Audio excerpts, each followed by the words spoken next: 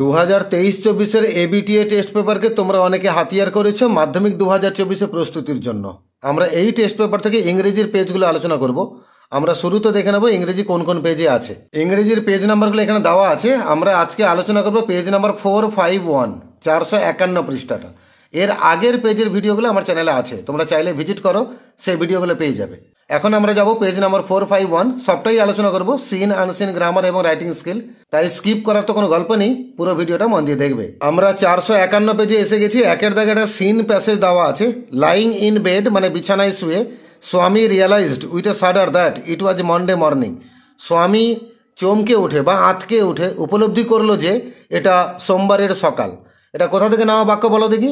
আমাদের lesson number 1 father's help, ওখান থেকে নেওয়া। আমি প্যাসেজ পড়ছি না, তোমাদের সকলেরই পড়া আছে। আমি সরাসরি প্রশ্ন উত্তরে যাচ্ছি। একদম প্রথমে একটা এমসিকিউ দেওয়া আছে। এ দাগে অ্যাট 9:30 AM স্বামী ওয়াজ, সকাল 9:30টার সময় স্বামী কি করছিল?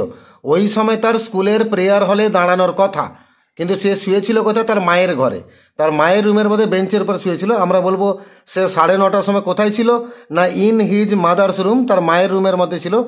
Option number 2। আর বি দাগে স্বামী pretended that he had a headache, স্বামী যখন অভিনয় করা শুরু করলো যে তার মাথায় যন্ত্রণা হচ্ছে, তখন টাইম কটা, মানে কটার সময় সে হেডেকের প্রিটেন্ড করা শুরু করেছিল? উত্তর হচ্ছে সকালবেলা 9টার সময়, at 9 o'clock in the morning. Option number 2।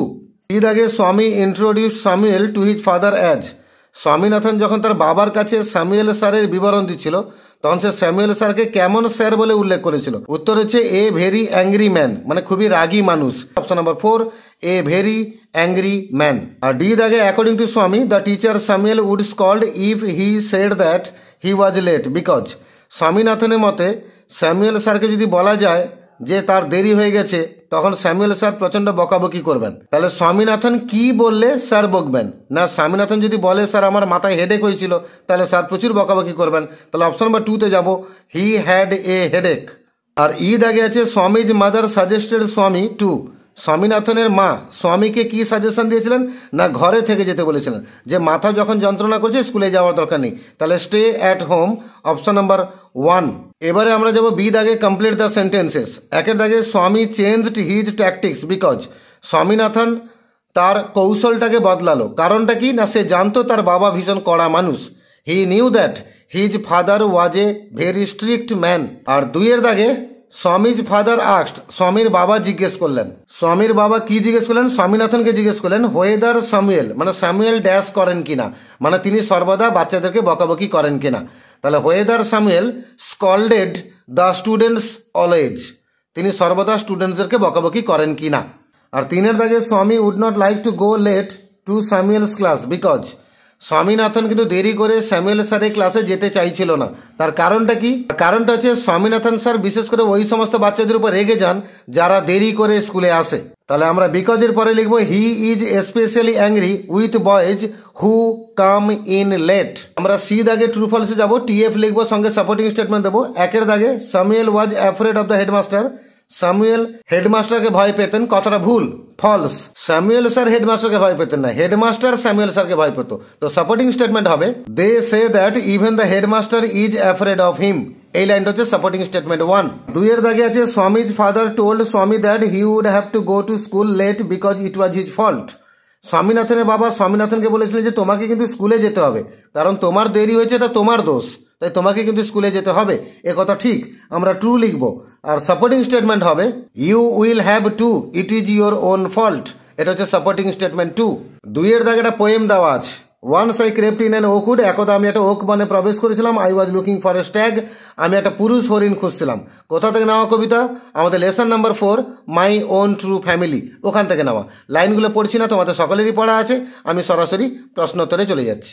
কিছু এমসিকিউ দেওয়া আছে। একের দাগে দ্য ওল্ড ওমেন ওয়াজ, ওই বুড়ি মহিলাটা সে কেমন ছিল? উত্তর হচ্ছে উইক অ্যান্ড থিন।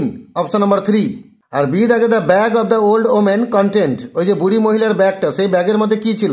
না কবির গোপন কথা লুকানো ছিল। Option number 4 the poet's secret.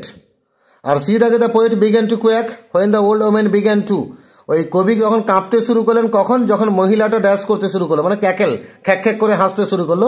Option number 4 cackle. আর ডি দাগে the oak trees force the child to, ওই ওক গাছগুলো বাচ্চাকে কি করতে বাধ্য করেছিল? উত্তর হচ্ছে মেক এ প্রমিস। একটা প্রমিস করতে বাধ্য করেছিল। প্রমিসটা কি ছিল? যে আপনি যখনই কোনো ওক গাছকে কাটা দেখবেন, আপনি শপথ করুন যে আপনি 2টো ওক গাছ লাগাবেন। বি দাগে দুখানা কোশ্চেন দেওয়া আছে। একের দাগে how did the poet feel when he came out of the oak wood, যখন কবি ওক বন থেকে বাইরে বেরিয়েছিলেন তার অনুভূতি কেমন হয়েছিল?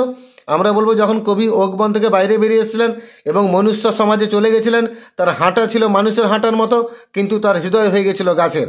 আমরা বলবো when the poet came out of the oak wood and went to the human company, his walk was the walk of a human child, but his heart was of a tree. দুয়ের দাগে what was the promise that the oak trees forced the poet to make? একটু আগে যেটা বলছিলাম, okay গাছগুলো কবিকে দিয়ে কি প্রমিস করিয়েছিল? না, ওক গাছগুলো কবিকে দিয়ে প্রমিস করিয়েছিল যে যখনই তিনি একটা ওক গাছকে কাটা দেখবেন তিনি 2টো ওক গাছ লাগাবেন। তাহলে আমরা লিখবো the oak trees force the poet to make a promise that whenever he will see one tree felled, he will plant 2. একটা আনসিন দিয়েছে, আনসিনটা পড়ছি, মন দিয়ে শোনো। আলিপুরদুয়ার থেকে লেখা হচ্ছে mahouts and patwalas assistant in the Jaldapara national park of Alipurduar district started an indefinite strike on Friday. এই মাহুদ কারা? যারা হাতিকে চালায়। আর পাটওয়ালা কারা? যারা হাতিকে খাবার টাবার দেয়, হাতির দেখভাল করে, তাকে পাটওয়ালা বলে। এরা হচ্ছে মূলত সহকারী, এরা হচ্ছে চিড়িয়াখানার বা কোনো অভয়ারণ্যের এরা কর্মচারী, এরা পশু প্রাণীর দেখাশোনা করে। তো এই মাহুদ এবং পাটওয়ালার যারা জলদাপাড়া ন্যাশনাল পার্কে কাজ করে আলিপুরদুয়ার জেলাতে, তারা কিন্তু শুক্রবার দিন থেকে একটা অনির্দিষ্টকালের জন্য ধর্মঘট ডেকেছে। কেন? নিশ্চয়ই তাদের কিছু দাবি দাওয়া মানা হয়নি বা তাদের ভরণ পোষণ ভালো হচ্ছে না, তাই তারা ধর্মঘটে গেছে। Demanding that their jobs be made permanent and salaries be raised. যেমনটা আমি বলছিলাম, তাদের দাবি কি ছিল? তাদের চাকরিটাকে যেন পার্মানেন্ট বানিয়ে দেওয়া হয় এবং তাদের স্যালারিটাকে যেন বাড়ানো হয়, মানে বেতনটাকে বাড়ানো হয়। Elephant safaris for tourist stopped in Jaldapara. তো এই মাহুত থাকলে তো হাতির পিঠে দর্শকরা উঠতে পারবে, পর্যটকরা উঠতে পারবে, তাহলে হাতি সাফারি হতে পারবে, এলিফ্যান্ট সাফারি হতে পারবে। কিন্তু মাহুত এবং পাটওয়ালা এরা যদি সবাই স্ট্রাইক করতে চলে যায়, তাহলে হাতির পিঠে ট্যুরিস্টকে বসিয়ে ঘোরাবেটাকে? তাই ওই জন্য জলদাপাড়া অভয়ারণ্যে ট্যুরিস্টদের জন্য যে হাতি সাফারি ব্যবস্থা ছিল সেটা কিন্তু এখন এই মুহূর্তে বন্ধ আছে। The largest habitat of one horned rhinos in Bengal. আমাদের জলদাপাড়া অভয়ারণ্যকে আমরা জীবন বিজ্ঞানে পড়েছি, ভূগোলে পড়েছি যে জলদাপাড়া অভয়ারণ্য হচ্ছে এক শৃঙ্গ বিশিষ্ট গন্ডারের একটা বাসস্থান। বিকজ অফ দ্য স্ট্রাইক, এই হাতি পিঠে সাওয়ারি বন্ধ হলো কেন? না, স্ট্রাইকের কারণে, এই ধর্মঘটের কারণে। Routine patrolling carried out by the forest department staff at of elephants was also affected. এবার ওই জলদাপাড়া অভয়ারণ্যে হাতির পিঠে চড়ে বন দপ্তরের কর্মীরা প্যাট্রোলিংয়ে বেরোন, মানে পাইচারি করতে বেরোন, তো সেই জিনিসটাও ক্ষতিগ্রস্ত হয়েছে মাহুদ এবং পাটওয়ালারা ধর্মঘটে চলে যাওয়ার জন্য। We have been serving as contractual workers for years. আমরা কয়েক বছর ধরে ওই কন্ট্রাকচুয়াল কর্মী হিসেবে কাজ করছি এখানে। And want the forest department to make our jobs permanent. এবং আমরা আমাদের ফরেস্ট ডিপার্টমেন্টকে বারবার বলেছি আমাদের চাকরিটাকে পার্মানেন্ট বানাতে। Also the money we get every month is too meagre to run our families. আর তাছাড়া যেটুকু পয়সা আমরা প্রতি মাসে পাই সেটা পরিবার চালানোর পক্ষে যথেষ্ট নয়, খুবই সামান্য। We have taken up these demands with the officers of the department earlier. আমরা এই দাবি দাওয়া নিয়ে অফিসারদের সঙ্গে, ডিপার্টমেন্টের সঙ্গে এর আগেও দেখা করেছি, but there is no change in the situation. কিন্তু পরিস্থিতি পাল্টায়নি। So we stopped working from today. তাই আমরা আজকে কাজ করা বন্ধ করলাম ফর অ্যান ইনডিফিনিট পিরিয়ড, একটা অনির্দিষ্টকালের জন্য। Said Nimal Kunjur a mahout. এই নিমল কুঞ্জুর একজন মাহুত, তিনি একথা জানালেন। Jaldapara has 145 mahouts and patwalas assistant who arrange fodder for pet elephants. এই জলদাপাড়া অভয়ারণ্যে মোট 145 জন মাহুত এবং পাটওয়ালা আছে, যিনারা মূলত হাতিগুলোকে খাওয়ানোর কাজে, দেখভালের কাজে সহযোগিতা করেন। The park has a herd of 78 pet elephants. এই পার্কে মোট 78খানা পোষা হাতি রয়েছে। Which are engaged in safaris and patrolling. যে হাতিগুলো মূলত সাফারি করার কাজে এবং প্যাট্রোলিং করার কাজে যুক্ত। As the Mahuts and the Patwalas held a demonstration in the forest to press for their demands, যেহেতু মাহুত এবং পাটওয়ালা এরা সবাই একটা দাবি দাওয়া নিয়ে বনের মধ্যে আন্দোলন করেছে এবং তাদের দাবি দাওয়াটা চালিয়ে যাচ্ছে। Tourist could not take elephant safaris on Friday. তাই শুক্রবার দিন ট্যুরিস্টরা কিন্তু হাতি পিঠে সাফারি করতে পারেনি। We arrived here to enjoy the elephant ride. আমরা এখানে এসেছিলাম হাতির পিঠে চড়ে এনজয় করবো, সেটা আনন্দটা করতে আমরা এসেছিলাম। But came to know that, তো এখানে এসে আমরা জানতে পারলাম যে it would not be conducted today. এই জিনিসটা আজকে হবে না। ইট ইজ ডিসঅ্যাপয়েন্টিং, এটা অত্যন্ত হতাশাজনক। The forest department should take step to end this impasse. Actually বন দপ্তরের উচিত সঠিক পদক্ষেপ নেওয়া এই অসহ্য অবস্থাটাকে বা এই অসুবিধার অবস্থাটাকে সমাধান করতে। Otherwise tourists will miss the safaris, নাহলে ট্যুরিস্টরা কিন্তু সাফারিটাকে মিস করে যাবে। Said Bipasha Mukherjee a tourist from Calcutta, Kolkata থেকে আসা একজন ট্যুরিস্ট বিপাশা মুখার্জি তিনি কথা জানালেন। One of the protester said, প্রতিবাদকারীদের মধ্যে একজন বললেন যে উই গেট ₹7,240 পার মান্থ, আমরা প্রত্যেক মাসে 7,240 টাকা বেতন পাই। This is too low a sum to run our families, আমাদের পরিবারকে চালানোর জন্য এইটুকু টাকা খুবই কম। The department should immediately revise the amount, আর ডিপার্টমেন্টের উচিত এক্ষুনি বা সঙ্গে সঙ্গে এই অ্যামাউন্টটাকে রিভাইজ করা, অর্থাৎ বেতনটাকে বাড়ানো। দীপক এম, এটা একজনের নাম, the Jaldapara wild life divisional forest officer ইনি said a proposal had been sent to the government for appointing a permanent mahout and a patuala for each pet elephant. তিনি বলছেন যে আমরা একটা প্রপোজাল পাঠিয়েছি সরকারের কাছে যাতে প্রত্যেকটা পোষা হাতির জন্য একটা পার্মানেন্ট মাহুত এবং একটা পার্মানেন্ট পাটুয়ালা নিয়োগ করা হয়। We are waiting for the approval of the state finance department, he shed, তিনি বলছেন রাজ্যের অর্থ দপ্তর থেকে সম্মতি পাওয়ার অপেক্ষায় আমরা আছি। Once the pet elephants get the permanent mahout and patwalas, আর একবার যদি হাতিরা পার্মানেন্ট মাহুত এবং পার্মানেন্ট পাটওয়ালা পেয়ে যায়, their salaries would go up, তাহলে তাদের বেতন ক্রমশ বাড়বে। Sources said though the Mahut did not join their duties, খবর সূত্রে প্রকাশ এই মাহুতরা যদিও শুক্রবার দিন ডিউটিতে জয়েন করেনি, they had fed the pet elephant, তারা কিন্তু ওই পোষা হাতিগুলোকে খাইয়েছে সেদিন। They have however made it clear that, তবে ওই আন্দোলনকারীরা পরিষ্কার জানিয়ে দিয়েছেন যে if their demands are not met within 3 days, যদি তাদের দাবি দাওয়া 3 দিনের মধ্যে না মেনে নেওয়া হয়, they will stop feeding the animal, তারা পশুদেরকে খাওয়ানোও বন্ধ করে দেবেন। এটা এক ধরনের ধমক, সেড এ সোর্স, খবর সূত্রে প্রকাশ। এটা আমাদের নেওয়া হয়েছে একটা রিপোর্ট থেকে, যেটা টেলিগ্রাফে প্রকাশিত হয়েছিল 2023 সালে 15 এপ্রিল। এবার আমরা প্রশ্ন উত্তরে যাবো। কিছু এমসিকিউ দেওয়া আছে। একে থাকে Jaldapara national park is situated in, এই জলদাপাড়া ন্যাশনাল পার্ক অবস্থিত কোন জেলাতে? উত্তর হচ্ছে Alipurduar district, option number C. আর 2 দাগে in Bengal Jaldapara has the largest habitat of a, এই পশ্চিমবঙ্গে জলদাপাড়া অভয়ারণ্যের সর্বোচ্চ বাসস্থান কোন প্রাণীর রয়েছে? উত্তর হচ্ছে 1 হর্নড রাইনোজ, এক শৃঙ্গ বিশিষ্ট গন্ডারের, অপশন নাম্বার বি। আর 3 দাগে assistants who arrange fodder for pet elephants are called, সেই সহকারীরা যারা হাতিকে দেখভাল করা বা খাওয়ানোর কাজে নিযুক্ত থাকেন তাদেরকে কি বলে? উত্তর হচ্ছে পাটওয়ালা বলে, অপশন নাম্বার বি। আর 4 দাগে in Jaldapara national park the number of the pet elephant is, Jaldapara national পার্কে পোষা হাতির সংখ্যাটা কত? উত্তর হচ্ছে 78, 78, অপশন নাম্বার এ। আর 5 দাগে the mahouts of Jaldapara national park have been now serving as, এই জলদাপাড়া অভয়ারণ্যে মাহুতরা এই মুহূর্তে কাজ করছেন কন্ট্রাকচুয়াল ওয়ার্কার হিসেবে, অপশন নাম্বার ডি। 6 দাগে the mahouts of Jaldapara national park started indefinite strike on Friday, শুক্রবার দিন ওই জলদাপাড়া অভয়ারণ্যের সমস্ত কর্মীরা তারা স্ট্রাইক শুরু করেছেন শুক্রবার থেকে, অপশন নাম্বার সি ফ্রাইডে। এবার আমরা ট্রু ফলসে যাবো, টিএফ লিখবো, সঙ্গে সাপোর্টিং স্টেটমেন্ট দেবো। 1 দাগে the mahouts of Jaldapara national park get is sufficient to run their families, ওই জলদাপাড়া ন্যাশনাল পার্কের যে মাহুতরা তারা যেটুকু পরিমাণ বেতন পান তারা সেটা যথেষ্ট তাদের পরিবার চালানোর জন্য। কথাটা ভুল, ওটা যথেষ্ট নয়, তারা সামান্য বেতন পান। এফ লিখলাম, সাপোর্টিং স্টেটমেন্ট হবে also the money we get every month is too meagre to run our families, এটা সাপোর্টিং স্টেটমেন্ট 1। 2 দাগ আছে according to wild life divisional forest officer for appointing a permanent mahout and a patwala for each pet elephant a proposal had been sent to the government, forest tribunal অফিসারের কথা অনুযায়ী permanent মাহুত নিয়োগ করার জন্য এবং permanent পাটওয়ালা নিয়োগ করার জন্য একটা প্রস্তাব পাঠানো হয়েছে। প্রতিটা পোষা হাতির জন্য একটা পার্মানেন্ট মাহুত দিতে হবে, এই প্রস্তাবটা পাঠানো হয়েছে রাজ্য সরকারের কাছে। কথা ঠিক, আমরা টি লিখবো। আর সাপোর্টিং স্টেটমেন্ট হবে a proposal had been sent to the government for appointing a permanent mahout and a patwala for each pet elephant, তাহলে এ প্রপোজাল থেকে শুরু করে পেট এলিফ্যান্ট পর্যন্ত, এটা সাপোর্টিং স্টেটমেন্ট 2। আর 3 দাগে আছে the mahouts did not feed the pet elephants as they had started indefinite strike, ওই মাহুতেরা তারা যেহেতু অনির্দিষ্টকালের জন্য স্ট্রাইক চালু করেছেন তাই তারা পশুদেরকে খাওয়ানো পর্যন্ত নি, কথাটা ভুল। তারা হয়তো সেদিন ডিউটি করেননি কিন্তু পশুদেরকে খাইয়েছেন, তাহলে এখানে কথাটা ভুল বলা আছে, আমরা এফ লিখলাম। আর সাপোর্টিং স্টেটমেন্ট হবে sources said though the Mahut did not join their duties they had fed the pet elephant, তাহলে সোর্সেস থেকে শুরু করে এলিফ্যান্ট পর্যন্ত, এটা সাপোর্টিং স্টেটমেন্ট 3। 4খানা কোশ্চেন আছে। 1 দাগে what was the opinion of the tourist from Calcutta relating to strike, ওই কলকাতা থেকে আসা যে ট্যুরিস্ট লোকটা তার মতামতটা কি এই স্ট্রাইককে নিয়ে? আমরা বলবো কলকাতা থেকে একজন ট্যুরিস্ট এসেছিলেন, তার নাম হচ্ছে বিপাশা মুখার্জি। তিনি বললেন যে আমরা এখানে হাতি সাফারি করতে এই অভয়ারণ্যে এসেছি, কিন্তু আজকে হাতি সাফারি বন্ধ আছে, আমরা খুব হতাশ হয়েছি, আর ফরেস্ট ডিপার্টমেন্টের উচিত সঠিক পদক্ষেপ গ্রহণ করা এই সিচুয়েশনকে পাল্টানোর জন্য, না হলে কিন্তু ট্যুরিস্টরা মিস করে যাবে এই সাফারিগুলোকে। যদি আমরা বইয়ের ভাষায় উত্তর দিই তাহলে আমরা we arrived here to enjoy the elephant ride but came to know that it would not be conducted today.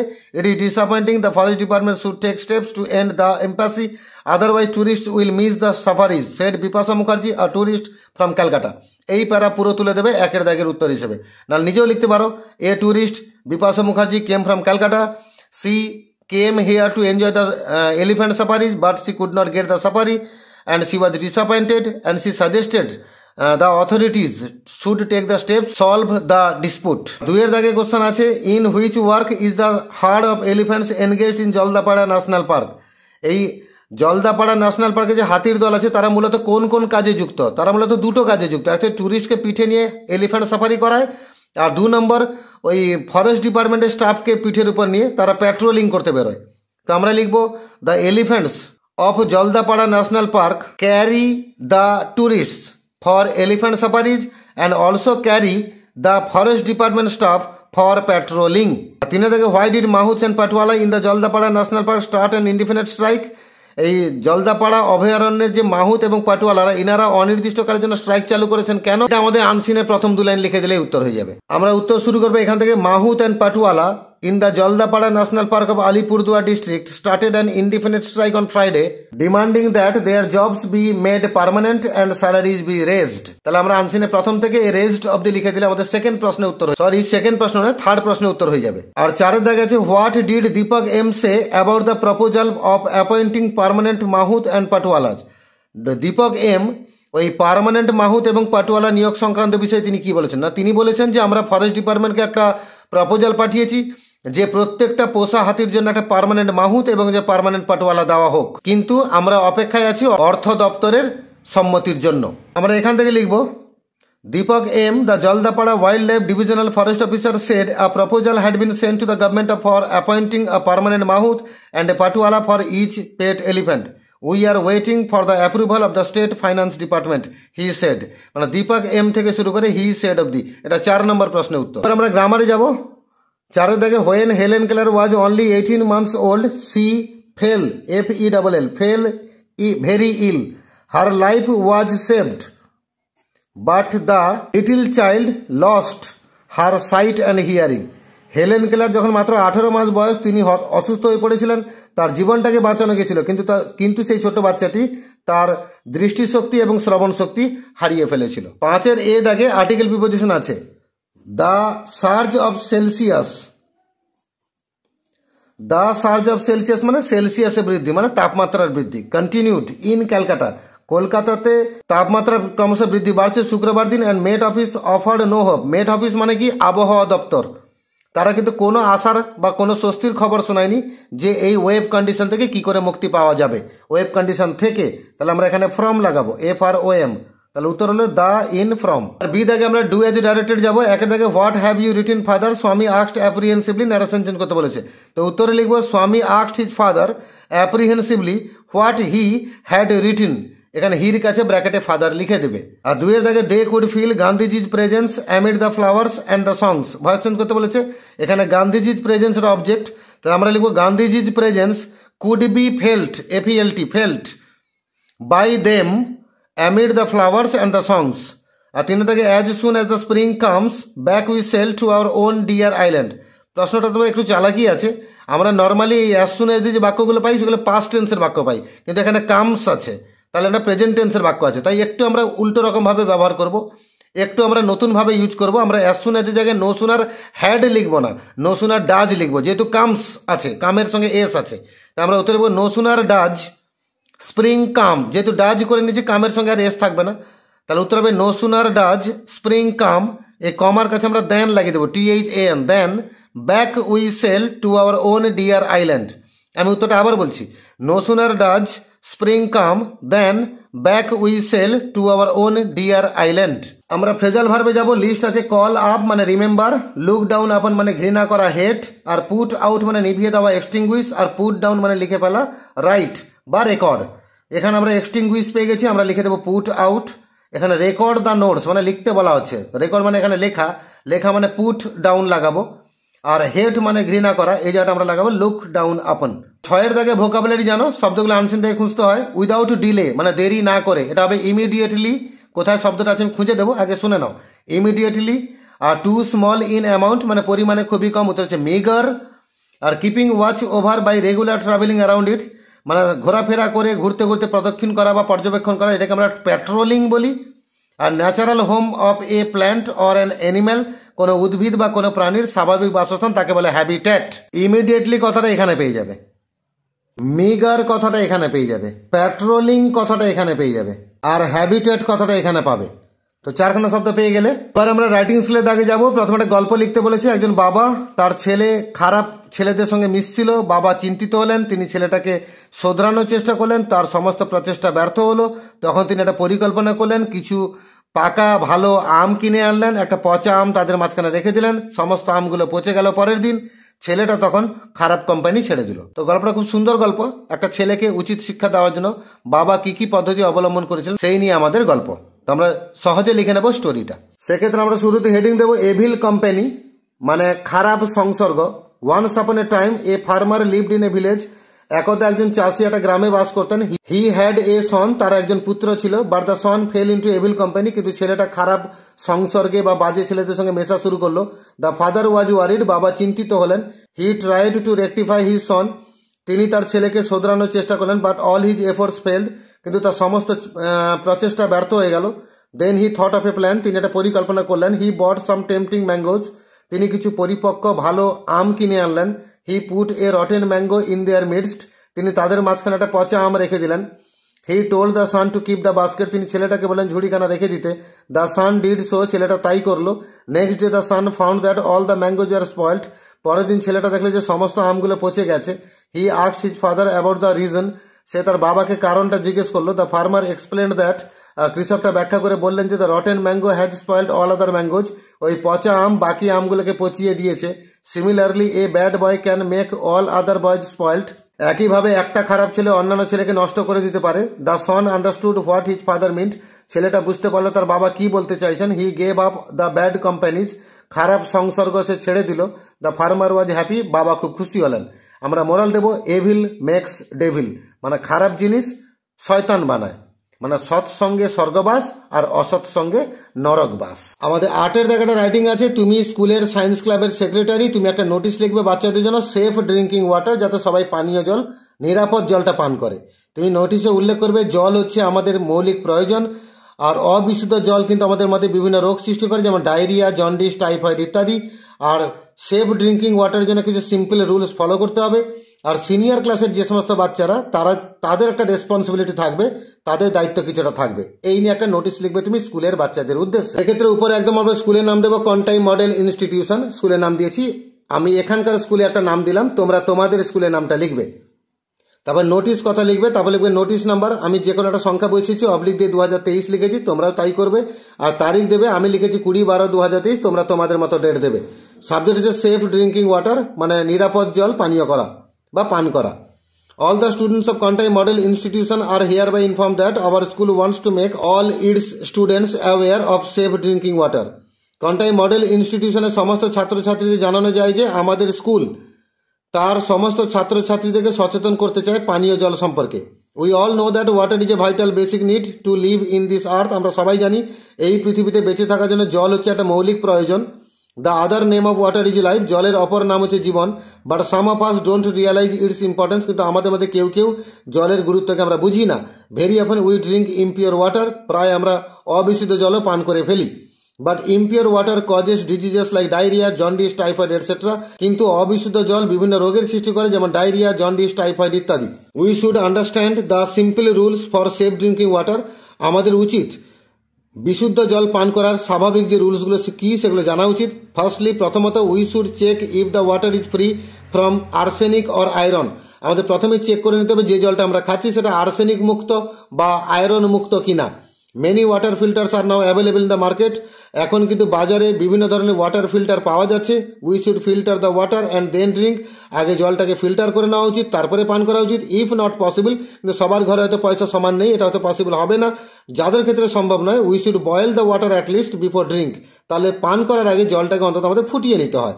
Here the students from higher classes should take the responsibility to make the juniors aware. আর এক্ষেত্রে উঁচু ক্লাসের বাচ্চারা যারা তাদের একটা দায়িত্ব বর্তায়, তারা যেন জুনিয়রদেরকে সচেতন করে দেয়। All other concerned details will be put up on the notice board. আর সংশ্লিষ্ট অন্যান্য বিবরণ নোটিশ বোর্ডে টাঙিয়ে দেওয়া হবে।